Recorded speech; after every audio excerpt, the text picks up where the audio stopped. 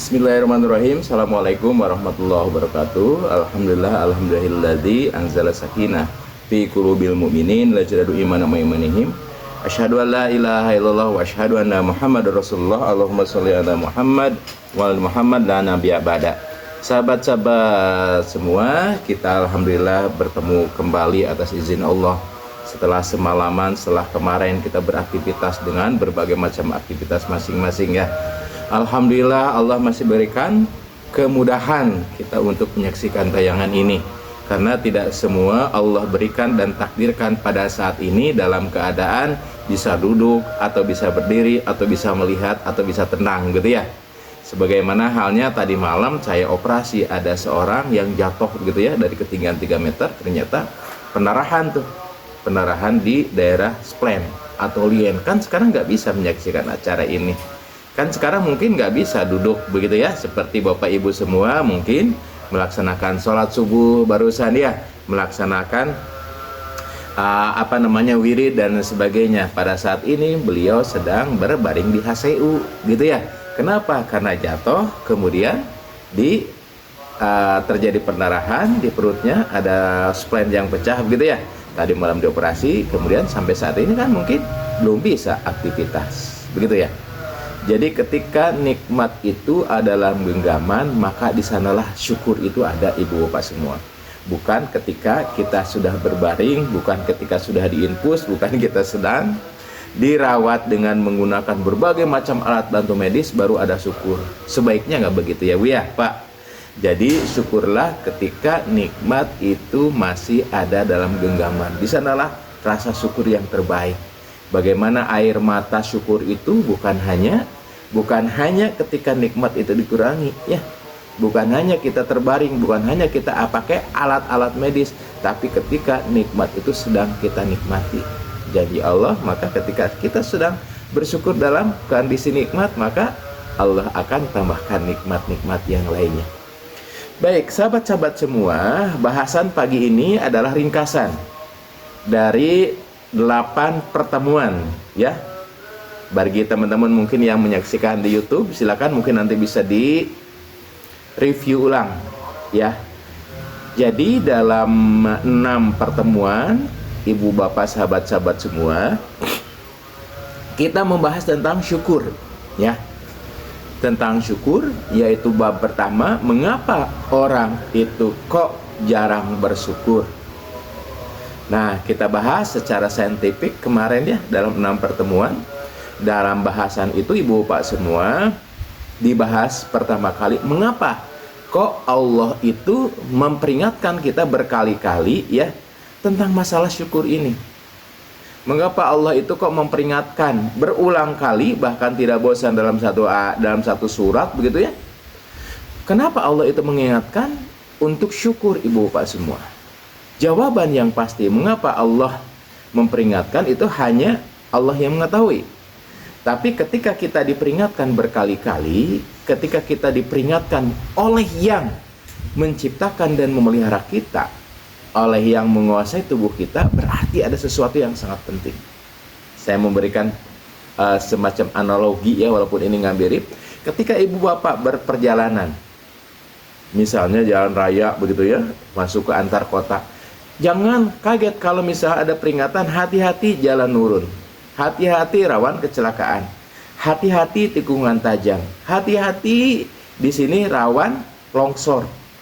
Ketika diperingatkan berkali-kali Ibu Bapak semua di jalan tersebut, artinya kejadian kecelakaan atau kejadian yang tidak diharapkan di daerah tersebut mungkin pernah atau berulang kali, sehingga mesti diingatkan. Atau kejadian di daerah tersebut walaupun jarang tapi mungkin fatal, hati-hati tikungan tajam, hati-hati turunan curam. Ketika yang memperingatkan adalah yang otoritatif Ibu Bapak semua, yaitu siapa? Dinas Perhubungan. Yang otoritatif misal siapa? Pemda setempat. Berarti yang paling mengetahui itu tentang jalan itu, yang paling mengetahui tentang karakter, bagaimana potensi-potensi bahaya di jalan itu.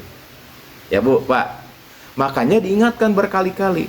Nah, ketika Allah mengingatkan kepada kita, sahabat-sahabat semua, Mengingatkan tentang apa? Tentang penciptaan langit dan bumi. Mengingatkan tentang apa? Penciptaan diri kita. Mengingatkan bahwa Allah itu menciptakan pendengaran, menciptakan penglihatan, menciptakan hati, gitu ya. Allah itu menciptakan hamparan di bumi ini untuk mencari mahisyah, untuk mencari pendapatan. Ya, di dalam ayat-ayat tersebut berkali-kali Allah mengulangi ya dengan satu kalimat, qalilam matashkurun, sedikit manusia yang bersyukur. Artinya ibu bapak semua, ketika kita diingatkan sedikit manusia yang bersyukur, di antara miliaran kaum muslimin ini, di antara miliaran manusia ini, mungkin hanya beberapa persen saja yang melantunkan syukur. Kenapa Allah mengingatkan? Wallahu alam, itu hanya Allah yang tahu. Tetapi kalau kita lihat ibu bapak semua, dengan syukur ternyata Allah itu memberikan dua hal yang istimewa. Ketika kita menginginkan usaha ingin maju, ketika kita menginginkan pangkat ingin naik jabatan gitu ya, ketika kita menginginkan ilmu S1, S2 kita pengen meningkat, maka kita ikhtiar. Ada ilmu manajemennya, kemudian ada ilmu keuangannya, ada ilmu tentang development kurikulum misalnya, ada ilmu tentang bagaimana pengembangan usaha dan sebagainya. Ikhtiar, jasadiyah, akliyah itu adalah salah satu sunatullah. Tetapi sudahkah kita mengoptimalkan satu ikhtiar yang dimana ikhtiar ini dijamin kebenarannya, dan ikhtiar ini adalah dijamin keasliannya dan pasti dikabulkan? Dengan apa? Allah akan menambahkan nikmat, Allah akan menambahkan kebaikan, Allah akan menambahkan benefit dengan cara apa? Syukur. Dan sekaligus Bapak Ibu semua, dengan syukur ini juga akan menutup apa? Menutup sesuatu yang negatif, menutup sesuatu yang mungkin tidak diinginkan. La in syakartum la azidannakum wa la in kafartum inna azabi lasyadid. Jadi sahabat-sahabat semua, ketika kita berbicara tentang syukur, maka itu juga merupakan salah satu ikhtiar bagaimana kita meningkatkan kebaikan yang telah kita terima, bagaimana kita meningkatkan nikmat yang telah kita terima, dan bagaimana kita melindungi nikmat yang telah kita terima ini dari sesuatu peristiwa yang negatif. Dengan cara apa Pak, Bu? Dengan syukur, kan itu kuncinya. Ya Pak, Bu, baik. Sahabat-sahabat semua, kalau begitu, nih ini rangkuman yang kemarin ya Bapak semua. Kenapa kok manusia itu jarang bersyukur? Kenapa kok sedikit manusia itu yang bersyukur? Ya, kita coba bahas satu-satu ibu bapak semua. Ini ringkasan yang kemarin. Bagi ibu bapak sahabat semua yang mungkin setelah menyaksikan tayangan ini, mungkin ya 6 kali, mohon maaf kalau ini saya ulang sedikit. Tapi mudah-mudahan ini jadi pengingat dan penguat ya Bu, Pak. Penyebab pertama ibu bapak semua, kenapa kita jarang bersyukur? Karena kita tidak merasa dikasih. Karena merasa tidak diberi. Ucapan terima kasih itu ibu bapak semua, ungkapan nganuhunkeun dalam bahasa Sunda, baru kita terasa, baru kita sampaikan kalau kita merasa diberi. Nah kalau kita nggak merasa diberi mah, kita jarang-jarang mengucapkan terima kasih. Ya Pak, Bu, contoh begini. Ini contoh yang tadi malam mungkin ya pernah saya sampaikan ya. Misalnya begini Bu, Pak. Tadi malam ya Bu, kita tidur. Ya, oke. Pertanyaannya, ya pertanyaannya simpel, tapi kadang-kadang kayak kocak begitu ya. Pertanyaannya, apakah tadi malam kita nafas? Nafas Bu? Nafas. Kenapa? Kalau nggak nafas mungkin sekarang posisinya bukan di tempat tidur. Mungkin ada di IGD gitu ya. Tadi malam kita nafas. Oke, pertanyaannya, apakah tadi malam kita merasa diberi nafas? Pak gimana? Merasa tadi malam kita diberi nafas? Merasa tadi malam diberi 21% oksigen? Merasa tadi malam kita digerakkan dadanya, dikembangkan paru-parunya 16 kali dalam semenit rata-rata ya Bu, Pak, supaya apa? Supaya oksigen tetap masuk, supaya CO2 tetap keluar. Pertanyaannya, apakah bangun tidur kita merasa kita diberi oksigen? Apakah tadi malam kita merasa bahwa kita digerakkan napasnya? Ada Bu? Ada mungkin ya, tapi kebanyakan melupa ya Bu ya. Karena kita tidak merasa dikasih Ibu Bapak semua. Tadi malam diberi oksigen Ibu Bapak semua. Tadi malam kita napas digerakkan oleh Allah Subhanahu wa taala 5.760 kali. Napas tuh tadi malam. Ketika kita tidak merasa, apakah berterima kasih? Enggak. Padahal 5.760 kali kita bernapas tadi malam itu bukan satu hal yang biasa Pak Bu. Resikonya apa coba kalau nggak napas? Apa Bu? Pindah alam ya Bu ya. Dari alam sutra ke alam sunnah, bukan ya. Jadi ketika kita tidak menyadari bahwa kita diberi, maka jarang sekali manusia itu untuk berterima kasih. Ya, bisa diikuti Bu ya. Jadi penyebab pertama kenapa manusia itu jarang bersyukur karena tidak merasa diberi. Jadi kalau begitu gimana dong solusinya Dok? Ya baik sahabat-sahabat semua. Jadi ikhtiar agar kita itu merasa diberi ada dua cara Ibu Bapak semua. Dan dua-duanya itu adalah sinergis. Bagaimana caranya? Satu, melakukan perenungan. Dua, isi data-data di otak itu dengan apa yang diberikan oleh Allah Subhanahu wa taala secara saintifik. Praktisnya begini Ibu Bapak semua. Dalam hati melakukan perenungan, terima kasih ya Allah, selama saya tidur tadi ternyata Engkau berikan nikmat oksigen. Isi otak dengan data. Terima kasih ya Allah, telah lebih kurang 5.760 kali Engkau gerakan napas. Dari mana? Dari data. Rata-rata manusia bernapas 16 kali per menit ya. 16 kali 60 dalam 1 jam kali 6 jam ketika kita tidur, maka keluar angka 5.760. Isi data di otak. Dengan mengetahui angka 5.000 itu Ibu Bapak semua akan beda rasanya dibandingkan dengan terima kasih Ibu. Terima kasih ya Allah saya masih bisa bernapas. Tambah dengan angka supaya syukur itu terdalam. Tambah lagi datanya dari otak. Bahwa 21% atmosfer kita ini Allah sediakan oksigennya. Tambah lagi data di otak bahwa sebagian besar 60% oksigen yang ada di muka bumi ini berasal dari benda kecil 0,5 mikron. Di mana? Di lautan. Oksigen sebagian besar itu dihasilkan di lautan. Dan dihasilkan oleh makhluk Allah yang sangat kecil 0,5 mikron ukurannya Ibu Bapak semua. Tambah data di otak. Terima kasih ya Allah Engkau sampaikan 21% udara yang kami hirup adalah oksigen yang entah dari laut mana Engkau kirimkan untuk saya ketika tidur tadi. Entah dari pohon yang mana oksigen ini Engkau sampaikan kepada paru-paru saya. Entah dari mana ya Allah. Perjalanan begitu jauh, mungkin dari Laut Jawa, mungkin dari Laut Sumatera, mungkin dari Samudra Hindia, mungkin dari Laut Sunda, mungkin dari Laut Sulawesi. Engkau kirimkan oksigen yang saya hirup tadi malam. Entah perjalanan berapa kilometer, entah berapa ratus kilometer, Engkau sampaikan tuh oksigen kemana? Ke kamar saya. Saya tidak tahu dari mana oksigen itu berasal, tapi saya yakin oksigen itu ada. Buktinya saya masih bisa bangun, saya masih bisa hidup. Terima kasih ya Allah. Ketika otak diisi dengan data Bapak Ibu semua dan direnungi dengan hati, di sanalah ada rasa syukur yang terdalam. Perenungan saja bagus Ibu Bapak semua, itu juga bisa menguapkan rasa syukur. Tetapi tatkala kita isi dengan data-data bagaimana kita merenungi nikmat napas tadi malam, maka jelepnya itu bukan luar biasa Ibu Bapak sahabat semua. Ya, ini pengingat bagi saya juga, pengingat bagi semua. Ya Pak, Bu. Jadi kunci pertama adalah bagaimana kita melakukan perenungan dan pengisian data ini di otak ini tentang apa yang kita renungkan.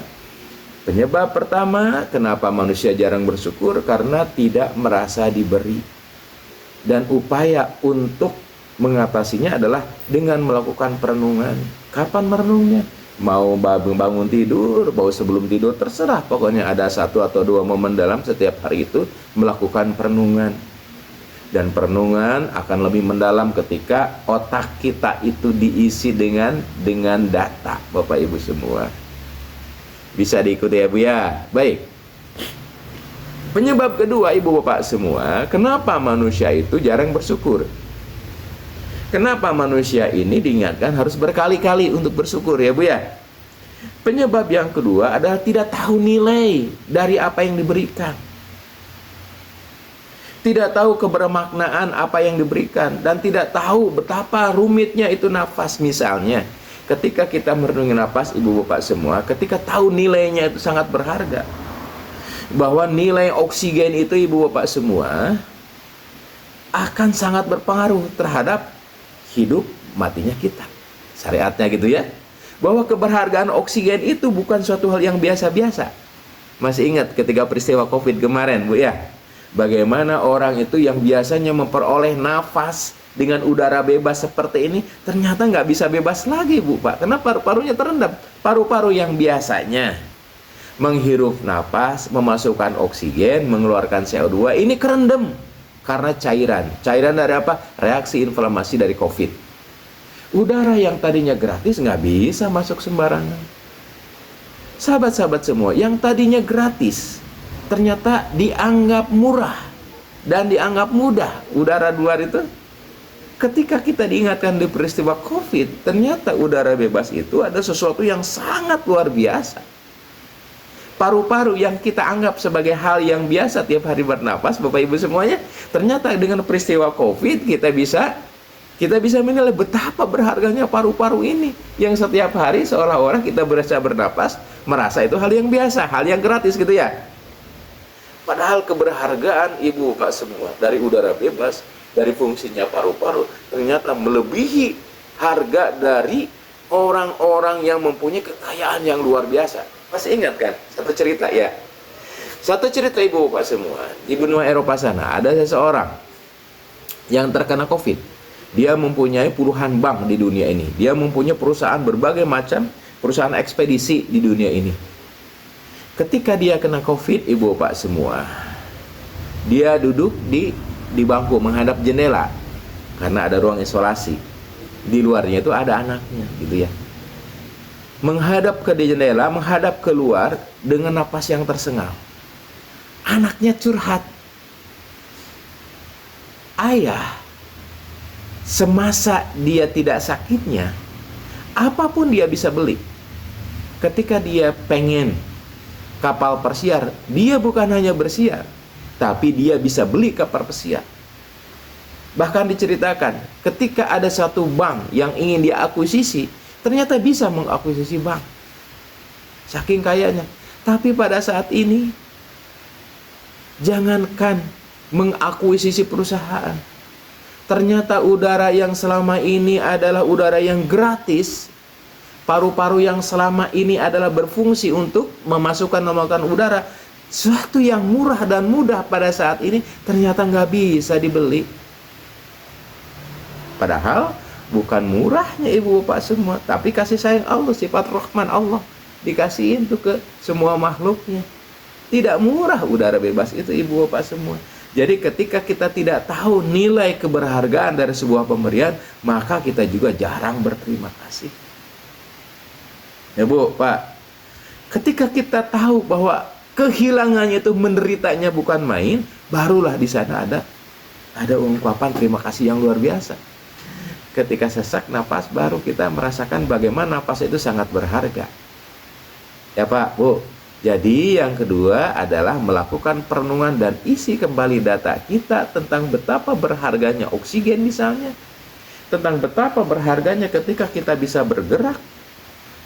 Ketika kecelakaan Ibu Bapak semua, misalnya harus dioperasi, harus pasang bib, harus pasang pen, ya berapa harganya pen? Dan belum tentu kita itu pasang pen itu bisa langsung lari lagi. Betapa berharganya nikmat bisa jalan itu Bapak Ibu semua, betapa berharganya nikmat melihat kita itu ya Ibu Bapak semua, sehingga apa? Sehingga dengan tahu keberhargaan nilai sesuatu yang kita mungkin anggap biasa bisa jalan, biasa anggap bisa melihat, biasa mungkin bisa mendengar, ketika tahu bahwa itu sangat mahal dan sangat berharga dan kehilangannya itu akan luar biasa menderitanya, maka di sana ada syukur. Ya Bu. Oke Bu. Jadi bagaimana Pak Dokter latihannya? Latihannya adalah simulasi. Ya, tentang keberhargaan sebuah penglihatan ibu bapak semua, bisa ibu simulasi dengan apa? Tutup mata tuh, ya, tutup mata. Bangun tidur, coba bagaimana kalau tutup mata, Bu? Untuk bangkit saja mungkin mudah, ya Bu. Untuk bangkit kemudian jalan ke kamar mandi belum tentu mudah ibu bapak semua. Buka handle pintu belum tentu mudah. Sebagaimana halnya kalau kita bisa melihat, masuk ke kamar mandi, ketika masuk mau gosok gigi, apakah mudah? Belum tentu. Tutup mata, mau gosok gigi, mana nyari sikat gigi, mana nyari odol, gitu Bapak Bu ya.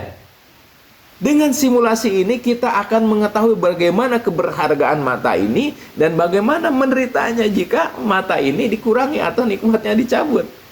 Ya Pak, Bu. Jadi lakukan simulasi ibu bapak semua untuk melatih bagaimana kalau kita dikurangi nikmat penglihatan, dan melatih betapa keberhargaan penglihatan itu terhadap hidup kita itu sangat bermakna. Bisa diikuti ibu bapak semua. Mau berlatih, coba berlatih ya Bu, Pak. Baik, kita lanjut Bapak Ibu semua. Jadi yang pertama adalah kenapa kita jarang bersyukur, karena kita tidak merasa diberi. Latihannya apa? Dengan perenungan tiap malam atau tiap bangun tidur, bahwa kita diberi nafas. Renungnya aja satu aja dulu, bahwa kita itu diberi jantung gitu ya. Renungnya aja dulu, isi otaknya itu dengan data, biar perenungannya itu jelek mendalam. Oke. Penyebab kedua adalah karena kita merasa yang diberikan itu biasa-biasa, bukan suatu hal yang mahal. Ya Bu, Pak. Aduh, kalau Indo ingat ini mah sebetulnya peringatan bagi saya juga ya Pak, Bu.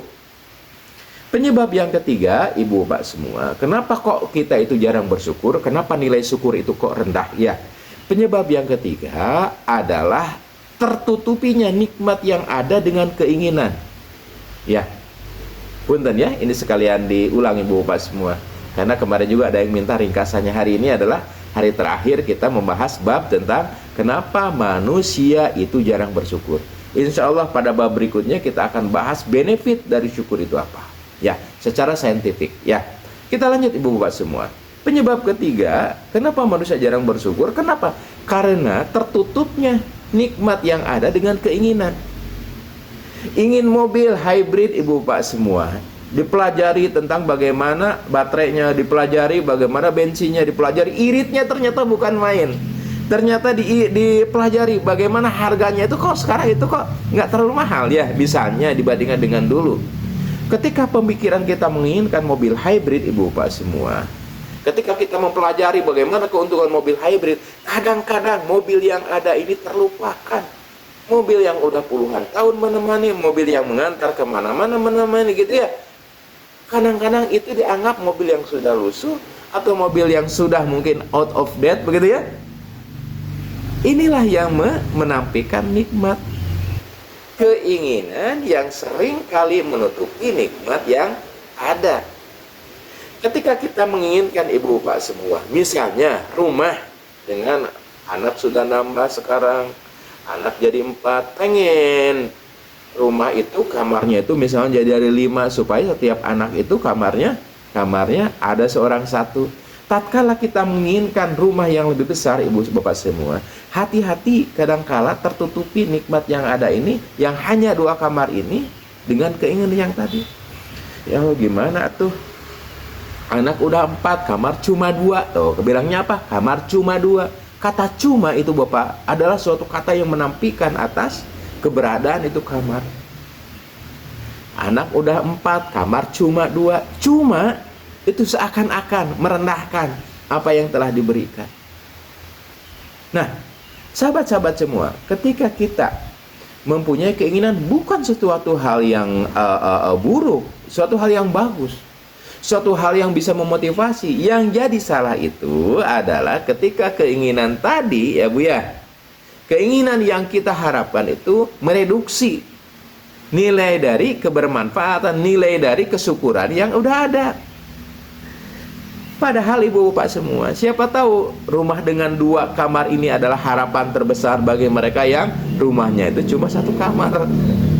Karena baru punya anak. Ya Allah, anugerahi saya, ya Allah, nikmat kamar rumah ini 2 aja ya Allah, biar saya sama anak-anak bisa misah. Sementara yang udah 2 kamar bilangnya, ya Allah anak udah 4, kamar cuma 2. Ya Pak Bu. Jadi bagaimana keinginan itu ya Bu Pak bisa menutupi nikmat yang ada. Solusinya bagaimana Dok? Baik, begini Ibu Bapak semua. Solusinya ini justru sungguh dahsyat Pak Bu. Saya katakan tadi, ketika kita ingin maju perusahaan, ketika kita ingin nambah suatu penghasilan, ketika kita ingin nambah dari sehat sebagai mana biar tetap lebih sehat atau biar jauh lebih sehat. Dengan cara apa? Dengan cara ikhtiar manajemen, dengan cara ikhtiar bagaimana kita hidup pola lifestyle itu sehat. Ada satu lagi, bahwa dengan manajemen yang bagus, ikhtiar good. Dengan ikhtiar untuk sehat yang bagus, good. Tapi ada janji di mana terjadi percepatan, penambahan, kemajuan, penambahan suatu nikmat dengan cara apa? Syukur. Ya kan Pak Bu? Jadi justru Ibu Pak semua, dengan keinginan itu Pak Bu, bukan menampikan nikmat yang ada, syukuri nikmat yang ada. Dengan nikmat yang ada itulah maka akan ditambahkan nikmat yang lebih besar lagi. La in syakartum la azidanakum, kan gitu polanya. Ya Pak, syukuri kamar itu 2 Bu. Alhamdulillah ya Allah, kamar saya itu 2. Mungkin ada orang lain yang 1 kamar. Alhamdulillah ya Allah, kamar itu 2. Tapi izin ya Allah, karena anak-anak sekarang sudah nambah, udah jadi 4, izinkan ya Allah, kabulkan. Saya bercita-cita ingin kamar menjadi 4. Ya Pak Bu, ikhtiar kita jalan terus menambah penghasilan, ya biar apa? Biar kebeli itu kamarnya 4. Hati nih, hati terhubung langsung dengan cara apa? Dengan cara syukur. Bukan menampikan kamar cuma 2, tapi alhamdulillah ya Allah sudah punya kamar 2. Izinkan ya Allah saya ikhtiar, izinkan ya Allah berikan kemudahan supaya kamar itu bisa 4. Kayak mudah ya Bu ya Pak, seperti mudah ya, tapi dah memang ini yang harus kita lakukan. Itu adalah kesalahan terbanyak Ibu Bapak semua ya. Karena apa? Karena salah satu penutup pintu nikmat adalah tertutupinya apa yang kita peroleh dengan keinginan. Ya Bu, Pak, baik. Kita lanjut. Itu yang keberapa Bu? Yang ketiga, ya. Yang keempat, penyebab kita rendahnya nilai syukur kita, penyebab jarangnya syukur kita. Yang keempat adalah gagal fokus. Ya Bu ya. Gagal apa Bu? Gagal fokus. Masih ingat kemarin ya? Masih ingat kemarin ya Bu ya? Yang keempat adalah gagal fokus. Nggak apa-apa, saya cerita lagi tentang Udin. Ini cerita ketiga kali ya. Bagi yang udah dengar, mudah-mudahan jangan bosan, punten ya Bu. Punten, jangan bosan yang udah dengar ya. Mudah-mudahan ya. Saya cerita kembali nih. Bagi yang udah dengar mungkin mesem-mesem aja ya. Tentang si Udin. Kembali lagi Udin. Punten yang namanya Udin ya. Mohon maaf yang namanya Udin, dari mulai awal Udin sama akhir Udin sampai akhir Udin ya. Mohon maaf sekali lagi, dari Udin yang saling memberi hormat ya, sama Udin yang paling ramah, Salimudin apa ya. Punten ya ke bapak yang namanya Udin. Si Udin satu ketika berada di pojokan musola dengan wajah merengut, dengan muka yang kusut, dengan ekspresi yang meringis. Si Udin ternyata sedang sakit gigi. Di mana sakit giginya? Di kanan atas belakang. Nah, gigi kanan atas belakang, M3 kalau ke bahasa kedokterannya mungkin ya. Si Udin sedang sakit gigi, gusinya bengkak, giginya bolong, nyeri, berdenyut, susah untuk makan, nyeri kalau minum, kalau dia berbicara seakan-akan dia tuh ngosom kayak gitu ya. Dan karena nyeri giginya itu sampai nyeri kepala, dan sering dia itu irritable begitu ya, gampang kesinggung. Rata-rata gitu kan kalau nyeri gigi ya. Ini nggak lebay karena memang begitu kalau nyeri gigi, pengalaman. Si Udin nyeri gigi, duduk di pojokan, ditanya sama Pak Kiai, Din, kenapa lu muka kamu kusut kayak lap belum disetrika? Kata Pak Kiai sambil ngeledek gitu ya. Kenapa lu murung-murung begitu? Murung kusunu kalau bahasa orang Sundanya ibu ya. Cinutrung gitu ya. Kemudian si Udin bilang, Pak Kiai gimana nih? Saya ini lagi sakit gigi. Ada tuh sakit gigi yang di belakang tuh, gusinya bengkak, giginya bolong, satu tuh di belakang. Oh gitu Din? Ya, udah berapa ya lama lu sakit Din? 3 hari Pak Kiai. Masya Allah, kata Pak Kiai, kalau begitu Din, secara hakikat ente harusnya bersyukur. Lah, si Udin kaget. Orang sakit gigi, orang berdenyut-denyut, orang makan aja susah, ngomong aja kadang-kadang agak ganggu, begitu ya. Kepala serasa pecah, ya, agak lebay dikit ya. Kepala serasa pecah ya. Kok harus bersyukur? Kan aneh, kata Udin. Aneh nggak Bu?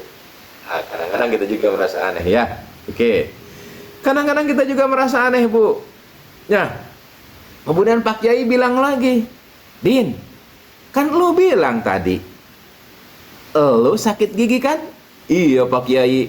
Lu kan bilang tadi, ada satu gigi yang sakit di kanan belakang atas. Itu kan Din? Betul Pak Kiai. Nah, harusnya ente bersyukur Din. Kata Pak Kiai, loh gimana bersyukur Pak Kiai? Gigi kamu itu jumlahnya ada berapa Din? Nggak tahu Pak Kiai, belum ngitung. Ngomong nyamil gitu ya, punten ya. Gigi lu itu Din ada 24. Sedangkan lu bilang tadi yang nyeri itu adalah atu. Kira-kira yang sehatnya berapa Din? 24 kurangi 1, 23 Pak Kiai. Berarti lebih banyak yang sehat atau lebih banyak yang sakit Din? Kata Pak Kiai, lebih banyak yang sehat Pak Kiai. Nah itu Din, berarti wajar nggak kalau kamu bersyukur? Si Udin merenung, mau bersyukur gimana, ada gigi nyut-nyutan. Kalau nggak bersyukur juga memang faktanya begitu, lebih banyak gigi yang sehatnya daripada yang sakitnya gitu ya. Oke. Nah kemudian bilang lagi, lo kan sakit baru 3 hari Din. Ya, umur lo berapa sekarang Din? Umur kamu? Umur saya 17 tahun Pak Kiai. Terus selama 17 tahun itu kamu sakit berapa hari Din? 3 hari. 17 tahun itu Din, kalau misalnya dijumlahkan ya Din, 365 hari kali 17 berarti ada 6.205 hari. 6.205 hari. Nah, lo sakit gigi berapa hari? 3 hari. Berarti ada 6.202 gigimu dalam keadaan sehat. Lebih banyak mana waktu sehat kamu dengan waktu sakit? Si Udin ngeblak. ini lebay. Si Udin ngeblak merenungi kata-kata dari Pak Haji. Bener ya Pak Haji, kalau begitu memang saya pandai harus bersyukur. Tapi gimana ini Kak, ini giginya sakit. Untuk gigi yang sakit kamu bersabar, tambah ikhtiar dan tambah taubat. Siapa tahu sakitnya itu adalah karena kelalaian kamu gosok gigi. Untuk gigi yang sehat kamu harus bersyukur. Nah, itu ibu bapak semua cerita tentang si Udin. Punten ya, saya minta maaf sekali dari yang namanya Awaludin sampai Akhirudin ya. Udin Sodia punten, saya minta maaf ya. Jadi ibu bapak semua, sifat-sifat Udin itu sering sekali ada di kita. Kenapa? Gagal fokus ibu bapak semua.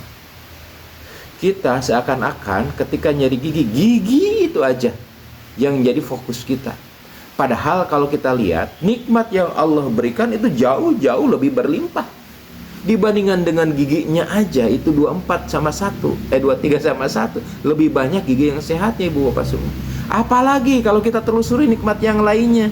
Udin tadi, apakah di Udin bisa ngomong? Bisa kan? Apakah Udin tadi masih bisa mendengar? Bisa. Buktinya masih bicara tadi dengan Pak Kiai. Apakah Udin itu bisa melihat? Iya. Kenapa? Dia bisa melihat ekspresi Pak Haji gitu ya.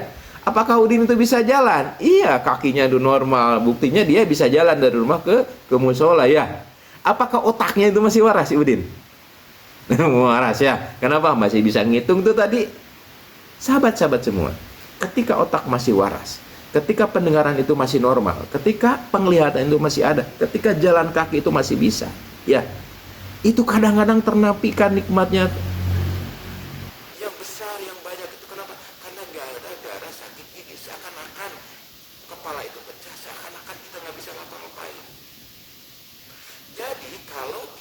gagal fokus, ibu bapak semua siap-siap saja. Ya Bu, siap-siap saja. Kita akan jarang bersyukur. Dalam kondisi apapun, kalau gagal fokus, sulit kita untuk bersyukur. Contoh lain, punten ya.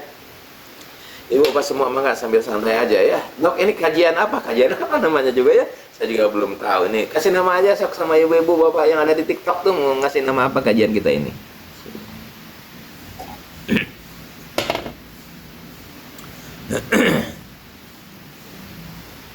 Baik, kita lanjut ibu bapak semua. Kita lanjut ibu bapak semua ya. Jadi karena gagal fokus, maka itu menampilkan nikmat yang besar sekalipun. Contoh lagi, satu lagi ya, biar lebih ingat. Tadi tentang Udin, punten ya yang namanya Udin.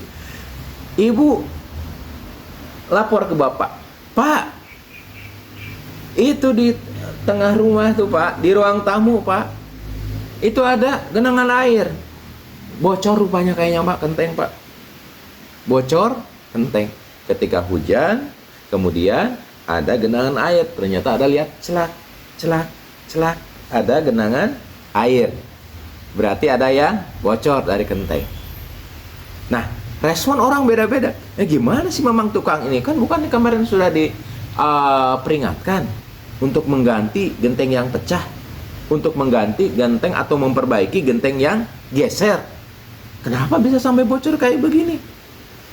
Bapak, Ibu semua, ketika kita fokus pada yang bocor, pertanyaannya, genteng itu Pak, Bu, dalam satu rumah itu kira-kira berapa ya? Apakah 2? Nggak mungkin. Mungkin nggak ya? Nggak mungkin kayaknya. Apakah 200? Mungkin. Apakah 300? Mungkin. Apakah 500 genteng? Mungkin. Jadi ketika genteng itu yang geser, misalnya 1 atau 2 yang geser ibu bapak semua, seakan-akan genteng yang lain yang ratusan itu seakan-akan nggak ada. Kenapa? Tertutupi. Gagal fokus. Ya Pak Bu, demikian juga sama Pak Bu. Sering kita ketika misalnya ada lantai yang bersih, semua habis dipel gitu, ada satu saja di pojokan. Nah, yang diingat yang di mana? Yang di pojokan. Gagal fokus. Bukan berarti nggak boleh, tetapi kita harus menghargai nikmat yang lebih besar justru. Mensyukuri nikmat yang lebih besar justru sambil mengoreksi apa yang kurang, itu kan. Bukan si Udin tuh nggak boleh ke dokter gigi, tapi jangan sampai menampilkan nikmat yang sangat besar dan yang sangat banyak dan lebih berharga daripada nyeri giginya itu. Jadi selalu ada syukur ketika dalam sakit sekalipun. Enggak ya Bu ya? Yang keberapa? Yang keempat. Yang kelima nih Bu, Pak, Bu. Ya. Yang kelima, kenapa orang itu jarang bersyukur, Ibu Pak semua? Yaitu kalau misalnya dia salah membandingkan. Sekali lagi, kalau salah dalam membandingkan. Jadi perbandingan salah. Kalau saja misalnya Bu, Pak Punten, misalnya contoh, saya ingin punya rumah yang 3 kamar begitu ya, atau yang 4 kamar. Tadi kan kita contoh rumah dengan menutupi gitu ya, menutupi rumah yang ada, nikmatnya ada dengan keinginan. Sekarang dengan contoh yang sama kita bagaimana membandingkan yang salah. Baik, ketika kita punya rumah dengan 2 kamar Ibu Bapak semua, dan ketika kita menginginkan kamar itu, misalnya kita berkunjung ya ke rumah teman atau rumah bestie begitu ya, oh enak di sini mah ya, kamarnya ada berapa jeng? Kamarnya ada 5. Wah, kamar buat siapa aja? Oh, kamar buat kami, kamar utama. Kemudian ada kamar buat anak-anak tuh ada 4. Dan satu lagi ada di belakang, kamar buat pembantu. Wah, enak banget ya. Kemudian pas dilihat lagi, wah enak. Setiap kamar ternyata ada kamar mandinya gitu. Kamar mandi dalam, free wifi begitu ya. Oh, itu mah kos-kosannya. Enak seperti ini. Nah, ketika dia membandingkan dan menampilkan nikmat yang ada Ibu Bapak semua, sehingga dia merasa bahwa rumah yang ada itu adalah rumah yang kumuh, rumah yang memang belum memenuhi syarat, rumah yang tidak sesuai keinginan, seakan-akan rumah itu adalah rumah yang mungkin menurut dia itu rumah yang inferior. menampikan rumah yang ada, karena membandingkan dengan rumah yang sangat besar atau yang lebih besar ibu bapak semua, ini bisa jadi salah satu penutup hati kita itu untuk bersyukur. Tatkala anak ibu bapak misalnya ranking 3 begitu ya, membandingkan dengan ranking 1, maka seolah-olah ranking 3 itu nggak ada apa-apanya. Tatkala misalnya punten ya Bu ya, masuk SMA negeri begitu ya, membandingkan dengan SMA favorit, seakan-akan nikmat masuk negeri itu adalah hilang Bu. Kenapa? Dibandingkan dengan SMA favorit. Padahal siapa tahu ada orang yang susah payah, ada orang yang daftar, ada orang yang ujian sebenarnya pengen ke sekolah negeri itu, masuk ke perguruan tinggi punten ya Bu ya, masuk ke perguruan, ternyata itu masuk ke pilihan kedua. Ketika masuk perguruan tinggi, masuk ke pilihan yang kedua, ketika membandingkan, ya mungkin kalau misalnya saya masuk ke pilihan pertama fakultas kedokteran, mungkin akan lebih bisa menyenangkan, mungkin happy-nya itu bukan main. Ketika salah membandingkan Bapak Ibu semua, seakan-akan masuk negeri pilihan kedua itu adalah sebuah penderitaan, sebuah keniscayaan. Padahal betapa banyak orang yang menginginkan masuk negeri dan fakultas itu. Mungkin ini bisa diikuti Bapak Ibu semua. Ya, tiap hari ibu bapak semua ngantor kemana, ke sekolah sebagai ASN, misalnya sebagai P3K kemarin, saya mah P3K, pengen rasanya jadi PNS, pegawai negeri sipil. Kalau salah membandingkan, maka seakan-akan P3K itu nggak ada apa-apanya ibu. Padahal betapa banyak orang yang telah jadi sukwan puluhan tahun, telah menjadi sukarelawan belasan tahun, ingin jadi tuh P3K. Seakan-akan P3K itu nggak ada apa-apanya kalau kita salah membandingkan ibu bapak semua. Ya, satu cerita lagi mungkin ibu bapak semua. Ini mudah-mudahan jadi pengingat bagi kita semua. Satu cerita ibu bapak semua. Ini real, dan cerita ini saya tulis di buku 7 Keajaiban Kesembuhan. Ya, ketika membandingkan itu benar dan ketika membandingkan itu salah. Ya Pak Bu. Jadi ceritanya begini. Mungkin berapa belas tahun yang lalu ya, saya juga baru lulus jadi spesialis bedah ya. Tahun 2000 berapa? Tahun 2010 apa 2011 mungkin Bu ya. Ada seorang anak usia kurang lebih 4 tahun ibu bapak semua. 4 tahun bukan 4 tahun. Kelas 2 SD. Usia kelas 2 SD. Berarti sekitar 8 tahunan ya. Kelas 2 SD. Dilaporkan oleh dokter jaga di IGD, dok ada lapor, ada seorang anak perempuan usia 8 tahun dengan keluhan nyeri seluruh perut dan penurunan kesadaran. Jadi kesadaran itu sudah kadang bisa ajak ngomong, kadang enggak, kadang ngelindur begitu ya, dengan penurunan kesadaran. Baik, terus bagaimana tanda-tanda vitalnya? Tekanan darah 80 per palpasi, kemudian nadi itu udah 180-an, kemudian respirasi di atas sekitar 28 kalau nggak salah seperti itu. Nah, kata saya, ini kira-kira kausanya kenapa? Ada nyeri perut di seluruh lapak. Jadi semua perut itu nyeri, kemudian ada tegak. Kemudian ada riwayat demam 14 hari yang lalu. Ya, saya udah curiga bahwa ada kemungkinan sesuatu terjadi di perutnya. Ketika saya datang, diperiksalah. Ternyata sudah terjadi penurunan kesadaran, memang betul. Diagnosis saya waktu itu adalah adanya sepsis. Kemungkinan kuman itu sudah menyebar ke seluruh darah, menyebar ke seluruh organ, termasuk menyebar ke otak. Ya, bukan lebay, dan memang begitu datanya. Kemudian saya periksa di abdomennya, ternyata sudah tegang dan nyeri di seluruh lapang perut. Kemungkinan ada usus yang bocor, sehingga usus bocor tadi menyebabkan infeksi dan sepsis. Saya sampaikan ke orang tuanya, Pak, ini kemungkinan ada usus yang bocor. Ini kemungkinan usus yang bocor tadi telah meracuni, mengotori sampai kuman-kumannya masuk ke dalam darah. Jadi bagaimana dok harusnya? Malam ini juga akan dioperasi. Untuk apa dok? Untuk dibersihkan perutnya dan untuk ditutupi yang bocornya.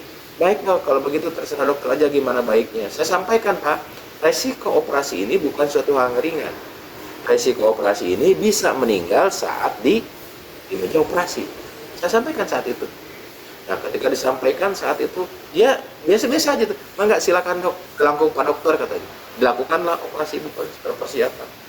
Ternyata terjadi kebocoran di mana di ilium terminal saat itu. Ya, Jadi usus halus yang berbatasan dengan usus besar. Karena kemungkinan ada ilitis tifoid karena tipes begitu ya. Kemudian dilakukanlah stoma. Stoma itu ususnya dipotong, kemudian dipindahkan ke perut sehingga BAB-nya udah perut. Saya sampaikan ke orang tuanya, Pak, alhamdulillah operasi lancar, operasi seneng, ternyata bisa bertahan walaupun tadi sempat ngedrop beberapa kali ya ketika di bius gitu ya. Tapi punten Pak, untuk sementara BAB-nya dipindahkan dulu ke samping begitu ya. Kata bapaknya dengan senyum, alhamdulillah terima kasih Pak Dokter. Pak, tapi mungkin ini nggak dirawat di ruang biasa, ini harus dirawat di ICU. Baik Pak Dokter, gimana Pak Dokter? Kumasain baik, dirawatlah di ICU. Setelah di ICU ibu bapak semua, kemudian 3 hari ternyata kondisinya udah bagus, masuk ke ruang biasa. Pemulihannya itu begitu cepat. Saya sampai kok agak aneh ya, gitu ya. Dengan kondisi yang sudah triage of death, 3 tanda kematian sudah ada, bisa survive dengan cepat seperti itu, ini sesuatu yang wah menurut saya. Saya tanya Pak Bu kepada bapaknya, ya Pak, ini kenapa kok secara syariat itu memang agak rumit, tapi kok perjalanan begitu lancar ya? Apakah Pak Bapak punya amalan yang sekiranya ini bisa menjadi salah satu wasilah? Ya kalau bicara amalan ini ibu bapak semua kadang-kadang ada yang skeptis. Dok, ikhtiar aja, CT scan, iya betul, USG, iya betul, obat yang keren, iya betul. Tapi kadang-kadang aspek ruhiyah itu terlupakan ibu bapak pada zaman sekarang. Sehingga kadang-kadang tabu dokter ketika meresepkan wirid itu ya Bu ya. Kadang-kadang tabu. Padahal manusia itu terdiri dari jasad dan ruh.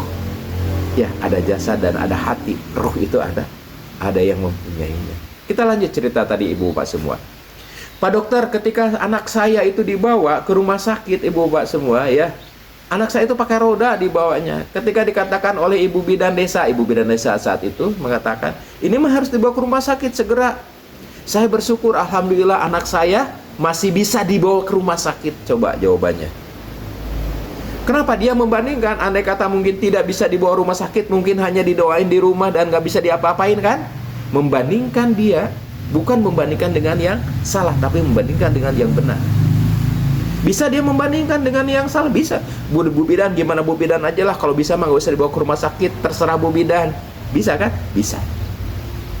Ketika di rumah sakit dibawa ke IGD ibu bapak semua, ketika nyampe IGD ibu bapak semua, nyampe gawat darurat, ya alhamdulillah bisa ternyata nyampe ke unit gawat darurat, bisa nyampe ke rumah sakit, dan dirawatnya itu di IGD, punten, bukan di kamar jenazah. Kenapa? Karena anak saya ternyata bisa ditolong. Alhamdulillah ternyata dokternya juga ada. Ketika saya katakan, Pak ini memang harus dioperasi, alhamdulillah saya bisa menyaksikan anak saya itu masih bisa ditolong, masih bisa dioperasi. Bagaimana kalau seandainya anak saya itu nggak bisa diapa-apain lagi? Membandingkan yang benar.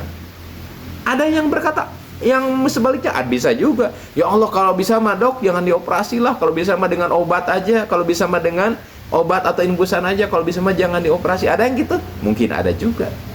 Dia justru enggak, ya Allah terima kasih anak saya ternyata masih bisa dioperasi, dokternya ada, malam itu juga dioperasi. Ya kan Pak Bu? Ketika saya sampaikan, Pak ini resikonya mati loh Pak, meninggal. Dan ketika dokter keluar dari kamar operasi menyampaikan bahwa ya harus dipindahkan BAB-nya di sini, justru saya berterima kasih, ya Allah anak saya ternyata masih hidup. Dan kalau anak saya mungkin udah meninggal maka akan dipindah-pindah ini sama dokter. Melakukan perbandingan yang baik Pak. Ketika saya katakan lagi, Pak ini harus dirawatnya di ICU, bersyukur sebab masih ada ternyata ICU-nya. Ternyata dari kamar operasi tidak dipindahkan ke kamar jenazah, masih dipindahkan ke ICU. Sahabat-sahabat semua, ini kisah nyata. Nama anaknya itu Assalam. Dan saya pernah wawancara, kemudian juga kita wawancara dengan di channelnya Agim begitu ya Bu ya, Pak. Dan anaknya sekarang mungkin sudah lulus kuliah di UIN Cirebon. Ketika kita membandingkan sesuatu ibu bapak semua dengan perbandingan yang benar, maka yang terjadi adalah ada syukur di dalamnya. Jika dibandingkan ibu bapak semua dengan perbandingan yang salah, kenapa anak saya harus dibawa ke rumah sakit? Yang lain kok bisa diobati hanya bidan, dengan bidan. Kenapa kok anak saya harus dioperasi? Yang lain kok dengan obat-obat aja bisa kan? Kenapa anak saya itu harus dipindahkan BAB-nya ke sini? Anak yang lain operasi BAB biasa. Kenapa harus masuk ICU? Anak lain kok ketika dioperasi biasa aja langsung senyum. Ya, langsung ketika sadar bisa makan. Anak saya kenapa 2 hari harus terbaring di ICU? Ketika membandingkan yang salah, ibu bapak semua, maka syukur itu nggak ada. Tapi ketika membandingkan benar, ya Allah terima kasih anak saya itu masih bisa dibawa ke rumah sakit. Ya Allah alhamdulillah anak saya itu nyampe rumah sakit ternyata ditangani di IGD, nggak langsung masuk kamar jenazah. Ya Allah terima kasih, begitu keluar dari ruang operasi, ternyata anak saya itu masih dalam keadaan hidup. Padahal dokter mengatakan tadi kemungkinan meninggal saat operasi. Masya Allah. Ini kisah nyata Bapak Ibu semua. Namanya Assalam dan sekarang sudah kuliah ya di Fakultas Tarbiyah kalau nggak salah di UIN Cirebon. Ya, insya Allah kayaknya udah lulus sekarang ya. Terakhir waktu saya itu waktu semester 2 2 tahun yang lalu tuh ya, setelah COVID. Pak Dokter, Assalam sudah kuliah begitu ya. Masya Allah, Masya Allah. Jadi sahabat-sahabat semua yang menyimak dimanapun, jadi itulah 5 penyebab kenapa manusia jarang bersyukur, dan 5 solusi bagaimana caranya agar kita itu digolongkan menjadi abdan syakuro, seperti halnya keinginan baginda Nabi. Ya Allah, baginda Nabi itu ibu bapak semua, salah satu cita-citanya adalah sebagai abdan syakuro, hamba yang pandai bersyukur. Jadi yang pertama, kenapa manusia itu jarang bersyukur ibu bapak semua, karena dia tidak merasa diberi. Tadi malam diberi nikmat oksigen 5.000 kali nafas per tadi malam. Ketika dia tidak merasa bahwa itu diberi nafas, ketika dia tidak merasa diberi oksigen 21% di dalam udaranya, nggak akan berterima kasih. Bagaimana caranya agar berterima kasih supaya kita nyadar kita diberi nikmat? Maka dengan 2 cara. 1, perenungan bahwa ya Allah tadi malam saya nafas, tadi malam padahal saya nggak sadar, tadi malam padahal saya mungkin mimpi dan tidak pernah saya merasakannya untuk mengambil nafas, tapi ternyata engkau napaskan. Padahal kalau saya nggak nafas, mungkin saya bangun ini ya tidak bisa, mungkin saya sudah berpindah, bukan di kamar sini, mungkin di kamar rumah sakit gitu ya. Saya nggak nyebut kamar jenazah. Terima kasih engkau telah berikan nafas. Dengan apa? Perenungan. Perenungan akan lebih mendalam jika kasih data. Ya Allah, ternyata engkau napaskan saya. Berapa banyak? 5.000 kali dalam tadi malam. Dari tadi malam itu saya bernapas. Bernapas berapa kali? Selama 6 jam saya tidur itu, saya bernapas kurang lebih 5.760 kali. Tanpa saya sadari, engkau masukkan oksigen, entah oksigen dari mana engkau berikan kepada saya. Terima kasih ya Allah. Isi data dengan otak. Isi otak dengan data, punten. Isi otak dengan data bahwa oksigen yang diproduksi, yang kita hirup itu belum tentu oksigen dari sekitar rumah. Biasa jadi oksigen yang kita hirup itu adalah oksigen dari lautan, entah lautan mana. Kata ilmu, syukur luar biasa. Yang kedua, penyebab ketidaksyukuran adalah nggak tahu harga dari sebuah nikmat. Ya Allah, ternyata oksigen itu bukan suatu hal yang mudah. Engkau produksi di lautan mana engkau sampaikan ke sini. Ternyata kalau misalnya kekurangan oksigen, saya itu menderitanya bukan main. Ternyata oksigen itu kalau dibeli, ya Allah, mungkin lebih dari 12 juta per hari. Per keluarga itu saya mengkonsumsi oksigen. Maaf, sampai saat ini saya menghitung nikmat itu ada yang di rekening aja, oksigen gak kehitung. Terima kasih Allah, keberhargaan nikmat Ibu Bapak. Jadi dengan mengetahui keberhargaan dari sebuah nikmat, maka di sana ada syukur yang terdalam.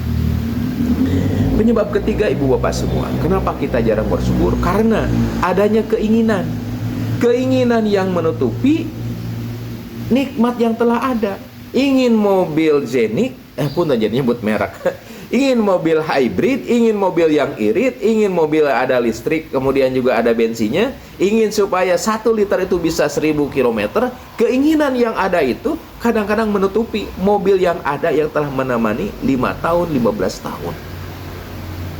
Jadi keinginan yang menutupi nikmat yang ada. Harusnya bagaimana?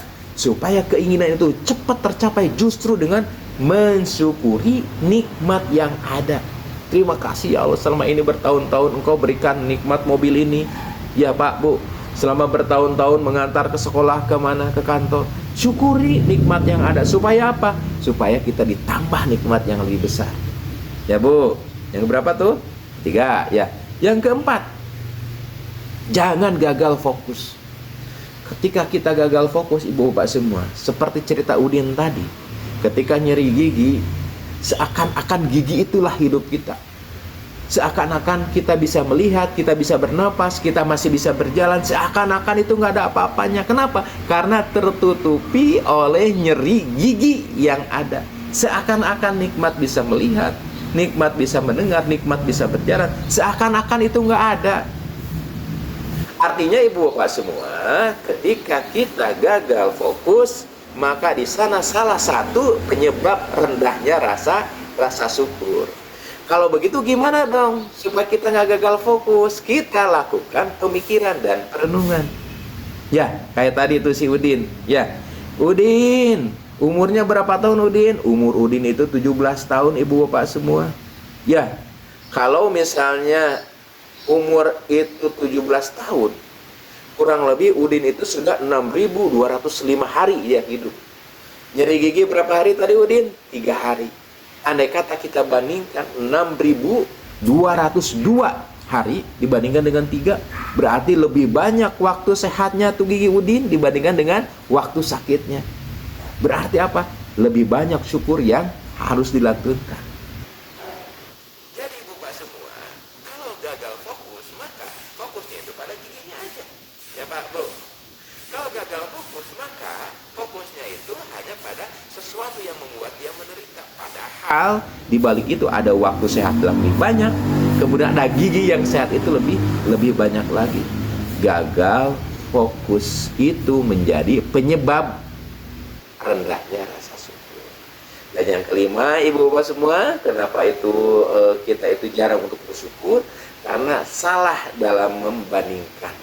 Ketika kita punya motor, ya, tetangga kita punya mobil, ya Bu, ketika kita membandingkan, ya Allah enak banget ya, kemana-mana bisa barengan, kemana-mana tanpa kepanasan, kemana-mana tanpa hujan. Saya dengan motor ini, kalau nganterin anak itu harus 2 kali bolak-balik, ya anaknya 4 gitu ya, 2 kali bolak-balik. Kalau hujan siap-siap tuh jas hujan.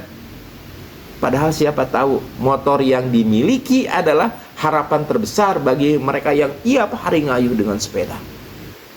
Ya Allah, kalau punya motor rasanya enak, cepat kemana-mana itu. Ya Allah, kalau punya motor kayaknya enak, bisa bonceng 2 sekaligus. Bisa jadi motor yang kita mungkin anggap itu biasa-biasa adalah harapan terbesar bagi mereka yang baru punya sepeda. Jadi sahabat-sahabat semua, bagaimana dong caranya? Membandingkan dengan benar. Ketika kita punya motor, ibu bapak semua, syukuri motor itu dengan cara, ya Allah, alhamdulillah saya punya motor, saya bisa 2 loh nganter. Nah yang bilang apa? Cuma 2 bisa nganter anak sekarang, bisa 2 loh nganter anak untuk sekolah, bisa 2 sekaligus dan bisa cepet, nggak mesti ngayuh, nggak mesti berkeringat, bisa 2 loh nganter anak. Kalau kita bandingkan dengan yang punya sepeda, ya Pak Bu. Jadi bagaimana caranya kita bersyukur adalah dengan membandingkan siapa yang lebih mungkin Allah berikan nikmat, mungkin yang secara syariat mungkin lebih rendah dari kita. Ketika kita membandingkan ibu bapak semua, yang lain kok masuknya pilihan pertama semua, ketika SMBT kemarin ya, kok saya masuk pilihan kedua, padahal berapa banyak orang yang pontang-panting nyari tuh perguruan tinggi swasta, kenapa gak lulus ke negeri? Dia mengeluh kenapa lulus kayaknya pilihan kedua, padahal siapa tahu pilihan kedua itu adalah harapan banyak orang, harapan banyak siswa untuk bisa masuk ke perguruan tinggi fakultas itu. Ketika salah membandingkan ibu bapak semua, maka rasa syukur itu jauh-jauh lebih rendah. Jadi adanya malah kufur nikmat. Sahabat-sahabat semua, mudah-mudahan tayangan ini bisa menjadi pengingat bagi kita semua, ibu bapak semua ya. Pengingat betapa syukur itu ternyata Allah ingatkan berkali-kali, betapa sedikit orang itu yang bersyukur, padahal limpahan nikmat itu begitu luas, begitu dahsyat. Allah pelihara nikmat itu terus-menerus tanpa henti, walaupun kita jarang berterima kasih. Dan bukan Allah yang membutuhkan syukur, kita yang butuh. Kita loh yang butuh. Kenapa? Kan janji Allah, la in syakartum la azidannakum. Barang siapa bersyukur, maka nikmat kita yang ditambah teh. Barang siapa bersyukur, maka azab yang akan dihindari dari diri kita. Jadi sahabat-sahabat semua, ketika kita syukur, maka janji Allah itu ada dua. Satu, ditambahkan nikmatnya. Dua, ditutup dari azab yang sangat pedih. Apa nggak ingin kayak gitu? Apa nggak ingin kita menambah nikmat, nambah lagi? Apa nggak ingin? Kuncinya adalah dengan syukur. Nah sahabat-sahabat semua, insya Allah bab pertama nih udah selesai, yaitu kenapa kita itu sulit, jarang, dan sedikit untuk bersyukur. Ada 5 penyebab. Nanti insya Allah pada bab berikutnya kita akan bahas secara saintifik dampak medis dari syukur. Mudah-mudahan mulai besok ibu bapak semua ya. Ada yang gabung di mana aja nih dari teman-teman yang ada di IG, teman-teman ada YouTube, teman-teman yang ada di TikTok, dari mana aja nih? Saya jadi kangen. Ada yang kemarin sudah bergabung juga teman-teman dari TikTok, ada nggak? Cianjur, Tangsel, alhamdulillah, Bali lagi hadir. Cimahi, Subang, Borobudur, alhamdulillah masih ada ya, Jogja segala macam. Dari Bali, Mangga, Kalimantan, Garut, ada lagi nggak? Alhamdulillah, Indramayu, Depok, Bogor, Medan, Bandung, ya. Bogor, apalagi Sukabumi, Ciamis, Kendari, Jakarta, Bogor, Pekalongan, alhamdulillah Magelang. Baik, ada yang di Malaysia kemarin lahir, ada nggak? Cimahi, Bogor, Masya Allah Cimahi banyak juga ya. Lampung, Serang, Banten, Cirebon, Malaysia masih ada Malaysia, alhamdulillah. Balikpapan, Garut Melebur Abdi, Pemalang, Riau, Jombang, kemarin Pekanbaru, Tasik, Masya Allah. Sahabat-sahabat semua, insya Allah rangkuman ini nanti akan saya sampaikan linknya di bio supaya bisa nanti ibu bapak sahabat-sahabat mengulang kalau sekiranya ini diperlukan ya. Terima kasih Cilacap ya. Insya Allah mulai besok kita akan kajian saintifik, kajian psikoneuroimunologi ya dari gratitude, dari rasa syukur ya. Semoga ibu bapak semua besok nanti bisa hadir ya jam 5.15 ya, jam 5.15 insya Allah kita mulai kajiannya dengan dampak medis dari syukur. Di antaranya dampak bagaimana terhadap tekanan darah, terhadap gula darah, tentang kualitas tidur dan sebagainya. Dan itu ada kajian ilmiahnya ibu bapak semua ya. Masya Allah, Trenggalek mangga. Insya Allah kita kaji secara ilmiah, secara saintifik. Jadi bukan cocokologi. Insya Allah kita sajikan riset-riset, data-data ilmiah. Hatur nuhun semuanya ya. Semoga bermanfaat. Semoga semuanya diberikan rasa syukur yang terdalam. Subhanakallahumma wa bihamdika asyhadu an la ilaha illa anta astaghfiruka wa atubu ilaik. Assalamualaikum warahmatullahi wabarakatuh. Hatur nuhun ya.